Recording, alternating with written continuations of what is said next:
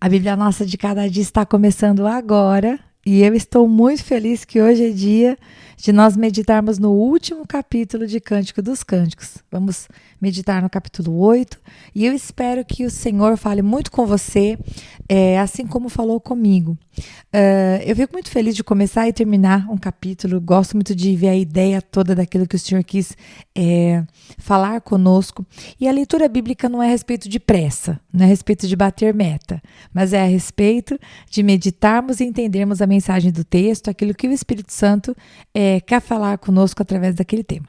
Então, vamos para o capítulo 8. Verso 1 diz assim: Ah, quem dera você fosse meu irmão, amamentado nos seios de minha mãe. Então, se eu o encontrasse fora de casa, eu o beijaria e ninguém me desprezaria. Pausa aqui um pouquinho. Eu estou lendo na versão da NVI. Se você estiver lendo na revista atualizada, está escrito tomara fosses meu irmão. E antes de eu prosseguir para o versículo 2 e o versículo 3, que está tratando do mesmo assunto, deixa eu só dizer aqui uma coisa. Não significa que a Sulamita queria que o seu amado, na verdade, fosse seu irmão, que ela queria ter um grau de parentesco. Mas a gente vai entender que o que ela desejaria seria poder ter a liberdade de expressar carinho, amor, publicamente. Na cultura deles, isso não era possível, não era permitido, então ela simplesmente expressa aqui no começo do capítulo 8 esse desejo de poder expressar carinho publicamente, que é uma coisa tão gostosa, né, gente? Um carinho no cabelo, segurar a mão, demonstrar, né, para a pessoa que nós amamos o quanto nós gostamos de estar ali na presença dela. Versículo 2. Eu conduziria, ela ainda está falando naquele sentido de suposição, né? O que ela faria se ele fosse seu irmão? Eu conduziria e o traria à casa de minha mãe, e você me ensinaria. Eu daria a você vinho aromatizado para beber, o néctar das minhas romãs. Obviamente que ela já está falando aqui de uma situação em que ela teria ali as intimidades, né, com o seu amado, né, num ambiente seguro, na casa da sua mãe. Continuando, verso 3. O seu braço esquerdo estaria debaixo da minha cabeça e o seu braço direito me abrace ou me abraçaria, né? Eu percebi que na versão revista atualizada, a conjugação do verbo está diferente na NVI. É o mesmo verbo, é o mesmo sentido, mas a conjugação apresenta uma diferençazinha. E essa coisa dela dizer do braço esquerdo estar por baixo da cabeça e o braço direito abraçar, a gente já viu isso lá no capítulo 2, verso 6. Então aqui, nessa poesia de amor, ela está mais uma vez repetindo, né, o seu anseio de estar nos braços do seu amado, que é tudo de bom. Verso 4. Mulheres de Jerusalém, eu as faço jurar, não despertem, nem, virando a página, nem incomodem o amor enquanto ele não o quiser. A gente já fez esse comentário, se você não se recorda, né? Ela está como que pedindo às amigas, né, às mulheres de Jerusalém, que deixe o amor se desenvolver de maneira natural, que não seja forçado, que não seja imposto, mas que seja algo que flua, né? E também esse versículo 4, ele aparece outras 3 vezes, né? Aliás, outras 2 vezes, lá no capítulo 2, verso 7 e no capítulo 3, verso 5. Se você gosta de ir marcando a sua Bíblia, de repente você está sentadinho me escutando, anota aí essa referência, de repente você está correndo, tomando banho, lavando louça, tudo bem, só escute. Verso 5 diz aqui: quem vem subindo do deserto apoiado em seu amado? Esse apoiado não é como quem está convalescendo, mas como alguém que, né, pousa ali o seu braço, né, alguém que está caminhando junto. Na versão da NVI, esse versículo aparece como sendo proferido pelas amigas, pelas mulheres de Jerusalém. Se você estiver lendo a revista atualizada, talvez apareça a palavrinha coro, né? Mas tudo bem. Então é feita uma pergunta. E a parte B do versículo, algumas versões atribuem à amada, outros atribuem ao amado. Tudo bem, vamos entender o texto e você me ajude a julgar aquilo que está no coração. É dito que essa parte B do versículo também, pelo que eu li naquele autor que eu acompanho, nas Bíblias de estudo, que seria como se fosse uma lembrança de Salomão, para aqueles que acreditam que esse verso está sendo dito pelo amado, né? Então ele está se lembrando de uma situação que já aconteceu. Ele diz assim: debaixo da macieira eu o despertei.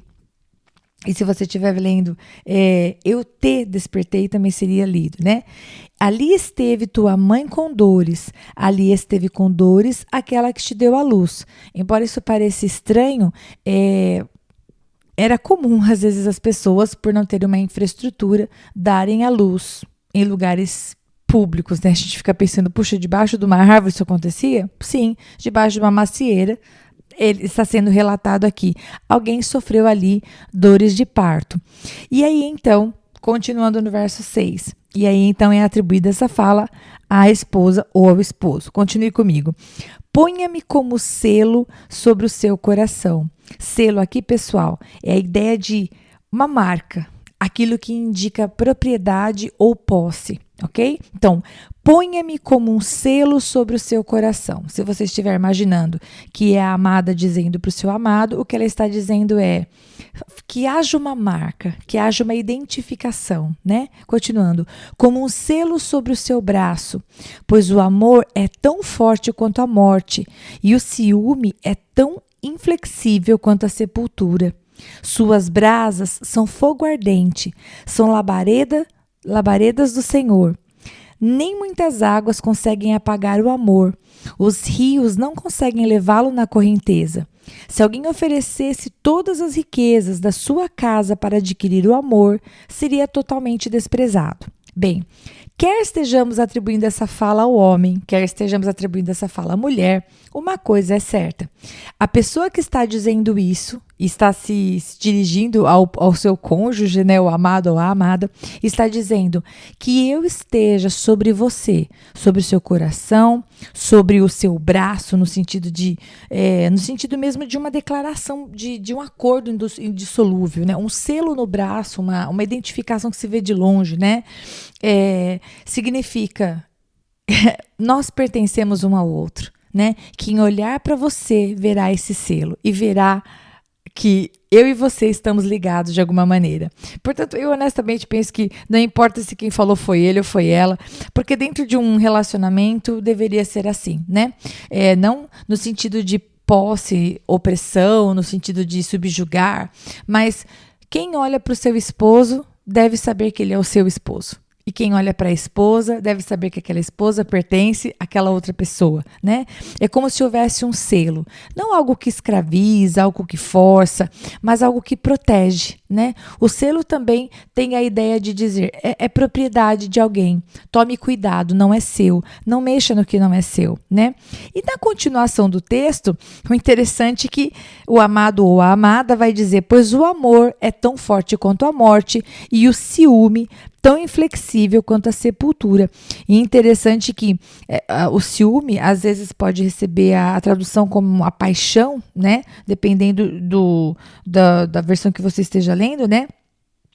Então, o que nós podemos pensar aqui? Ela está falando a respeito deste amor e deste zelo que nós temos por aquilo que nos pertence, por aquilo que amamos. Então, se fosse para nós tirarmos uma aplicação aqui, a gente sabe que o Senhor não quer que a gente tenha, né? O verdadeiro amor não arde em ciúmes. Não está falando daquele ciúmes possessivo que proíbe, que impede a pessoa de estudar, que impede a pessoa de crescer, que impede a pessoa de se desenvolver. Não está falando de um ciúmes doente, que fere, que magoa, mas está falando de um zelo. O zelo é uma coisa permitida, né? Quando nós temos alguém que amamos e temos um relacionamento de amor e temos um casamento e temos, né, uma aliança, é muito normal que nós venhamos a ter zelo um pelo outro, né? E zelar não somente no sentido de não querer que a pessoa se relacione com os outros, né? Isso que eu estou falando, mas estou falando no sentido de realmente cuidar da reputação do outro, né? Eu me recordo que quando nós éramos mais jovens e na nossa igreja sempre houve aquela preocupação de não dar um mau testemunho, não ter atitudes que despertem nos outros um pensamento que não é real. Então, os rapazes, né, quando eram solteiros, eles eram incentivados a não dar carona, né, para jovens solteiras quando eles estivessem sozinhos no carro, né? Se você está orando, se você tem um compromisso de oração com uma pessoa, não carregue uma outra no seu carro, sempre tenha mais pessoas junto, aquela coisa de cuidado. é um zelo, né? Um zelo que muitas vezes não vinha nem de uma pessoa que se relacionava com a outra, vinha mesmo dos irmãos, da liderança que falava, olha, cuidado, se as pessoas verem você ter um comportamento, eles não estão vendo o seu coração, eles podem julgar a sua atitude, sendo que não tem nada a ver com aquilo que está no seu coração. Então, espero que eu tenha conseguido fazer claras as minhas palavras, né? O zelo não tem nada a ver com forçar o outro a fazer uma coisa que não quer, mas muitas vezes o zelo tem a ver com proteção, tem a ver com cuidado. Né? Se eu pertenço ao meu esposo, eu não vou querer que nenhuma outra pessoa pense que eu estou dando lado, que eu estou dando oportunidade para qualquer outra pessoa que não seja meu esposo e vice-versa. E isso não tem a ver com ser possessivo, mas tem a ver com respeito, né? Tem a ver com cuidado, tem a ver com amor, tem a ver com temor a Deus. E aí, verso 7, né, muito poético, está dizendo que as águas, as muitas situações, aquilo que nos pega muitas vezes com força, né? Aqui no versículo vai dizer assim, elas não podem apagar o amor, né? Nem as muitas águas. E os rios não vão conseguir levá-lo com a correnteza. O que está sendo afirmado aqui é que o amor ele precisa ser cultivado para que as situações, né, não arrastem, né, a correnteza não leve aquilo que havia de mais precioso. E o final desse versículo 7 vai dizer que o amor não está à venda. Né? Se alguém oferecesse todas as riquezas da sua casa para adquirir o amor, seria totalmente desprezado, porque nós não temos como pagar por amor, né? Ou recebemos amor, ou não recebemos. Ou as pessoas nos amam, ou elas não nos amam, né? O amor do cônjuge não pode ser comprado. Aliás, quando a gente pede algo para o cônjuge, às vezes parece até que ele está fazendo forçado, né? Quantas vezes você pede uma coisa para sua esposa ou para o seu marido, e aí quando ele faz, fica parecendo assim, puxa, só fez porque eu pedi, né? É tão gostoso quando o amor vem em forma de atitudes e isso é voluntário, né? Mas tudo bem, a gente também precisa entender que às vezes o outro não conseguiu pensar como a gente pensou. Então, a gente pediu, a pessoa fez, a gente demonstra gratidão da mesma maneira. Agora, nós vamos entrar numa parte do texto que às vezes fica um pouquinho confuso. Pelo que eu fui olhar, os próprios autores às vezes falam, puxa, será que foi isso mesmo que quis dizer? Mas o contexto diz que sim. Então, vem comigo para você entender. Verso 8. Temos uma irmãzinha, e essa fala é atribuída aos irmãos da moça. Ela não obedece ao tempo. Lembra, a gente está falando de uma poesia de amor. Então, assim como lá no versículo 5, parte B, está se tratando de uma lembrança de Salomão, aqui é como se os irmãos estivessem falando de uma situação que aconteceu antes. Então, escute, vamos lá. Temos uma irmãzinha, seus seios ainda não estão crescidos. Tudo bem, você pode pensar, mas o que eles estão falando disso numa canção? Ok, eu também não sei, mas vem comigo. Que faremos com nossa irmã no dia em que for pedida em casamento? Ok? Então, é dito aqui que o corpo dela ainda não se desenvolveu totalmente. O que vai ser feito quando ela for pedida em casamento? Bom, o verso 9 diz assim, se ela for um muro, construiremos sobre ela uma torre de prata. Se ela for uma porta, nós a reforçaremos com tábuas de cedro. Eu achei interessante esse versículo e quando eu fui pesquisar a respeito dele, uma das explicações que mais fez sentido, principalmente no sentido das palavras do jeito que aparece no original, é esse aqui. Bom, caso ela venha a ser pedida em casamento, lembremos que eles se casavam muito mais cedo nessa cultura, né, do que nós nos casamos hoje em dia. Se ela for como um muro, ou seja, se ela for firme, se ela for protegida, em outras palavras, e agora eu vou aplicar até mesmo num dos exemplos que foi dado aqui num dos autores que eu consultei, se ela não for um muro quebrado, mas ela for um muro seguro, né, se ela for virgem, se ela estiver se guardando, então ela vai receber uma recompensa, né? Vai ser construído sobre ela uma torre de prata. Se ela for firme, ela será recompensada. Agora, se ela for uma porta, o muro é sólido, ninguém passa por ali, mas a porta abre e fecha. Agora, se ela for uma porta, ou seja, se ela for uma pessoa suscetível a abrir e fechar, ou seja, não tão firme assim, então eles iriam reforçá-la com tábuas de cedro. Ou seja, eles iriam firmá-la para que ela conseguisse se guardar até o casamento. E aí a amada, no versículo 10, usando as mesmas palavras que os seus irmãos haviam dito na canção anteriormente, ela vai afirmar a sua identidade. Ela diz: eu sou um muro, ou seja, eu sou uma mulher firme. Eu me guardei para o casamento. Eu não me comportei como uma porta que abre e fecha para todo mundo passar. Ela diz: e meus seios são as suas torres. Assim me tornei aos olhos dele, como alguém que inspira paz. Então ela dá essa resposta como que dizendo, né? Eu trago paz ao meu marido porque eu me guardei e eu sou apenas dele. E aqui no versículo 11, engraçado que se você estiver acompanhando na revista e atualizada, você vai ver que toda uma parte é atribuída à fala da amada. E aqui na NVI também. Ela vai dizer: Salomão possuía uma vinha, em Baal-Ramon. Ele entregou a sua vinha a arrendatários. Cada um devia trazer pelos frutos da vinha 12 quilos de prata. Quanto à minha própria vinha, essa está em meu poder. Os 12 quilos de prata são para você, ó Salomão, e 2,5 quilos são para os que tomam conta dos seus frutos. Pare aqui, por favor. Então, ela vai dizer que, em palavras gerais, né, aquilo que ela possuía, né, a minha própria vinha, a sua pequena propriedade. Lembremos que ela cuidava da vinha da família e a própria dela ela não estava conseguindo cuidar, né? Mas aquilo que foi produzido, ela guardou para o seu amado, né? Ela deu para ele. Eu acho isso muito legal, até fazendo um parênteses, né? Aplicando mesmo, gente, não é isso que está escrito no texto, mas isso me faz pensar como é gostoso quando entre os casais, dentro das casas, nas famílias, ambos têm esse hábito de juntar os recursos, né? Não é o assunto do texto, mas me fez pensar nisso. Aqui ela pega a renda da sua vinha e vai entregar e vai dizer: é para você, Salomão. Salomão nem precisava, né?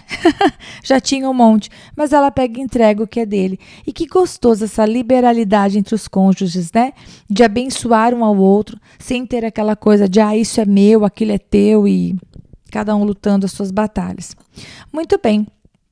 E, quase finalizando, o verso 13, o esposo vai dizer, o amado: você que habita nos jardins, os amigos desejam ouvi-la, deixe-me ouvir a sua voz.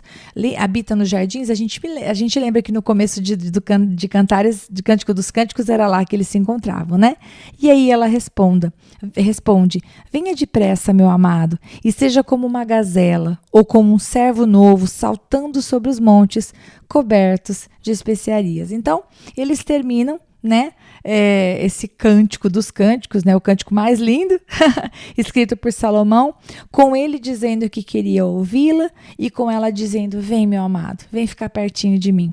E que a gente possa conservar, né, nos nossos relacionamentos de esposo e de esposa, esse desejo de se guardar um para o outro, de cuidar do nosso amor, de desejar estar perto um do outro, de ouvir a voz um do outro, de compreender, né, que a nossa casa seja um lugar onde as críticas venham a dar lugar à compreensão, que as palavras duras deem lugar à doçura, né, que nós possamos, em nome de Jesus, não ter palavras duras como: bem feito, você errou de novo, tudo que você faz dá errado, você nunca me escuta, né? Que essas palavras que causam ferimentos possam ser trocadas por oração, né? Todas as vezes que a gente perceber que dentro da nossa casa alguma coisa não deu certo, que a gente possa pegar a mão ali do nosso esposo, da nossa esposa e falar: vamos orar, vamos pedir para Deus uma direção. Olha, as decisões que tomamos errado, agora não dá para voltar atrás, e que a gente possa orar e seguir em frente, né? Não ficarmos morando no passado, porque quando moramos no passado, perdemos a oportunidade de viver a bênção de ter um amor, um amado ou uma amada para desfrutar os dias da nossa vida, né? Deus abençoe muito você e eu te espero no próximo livro, se Deus quiser.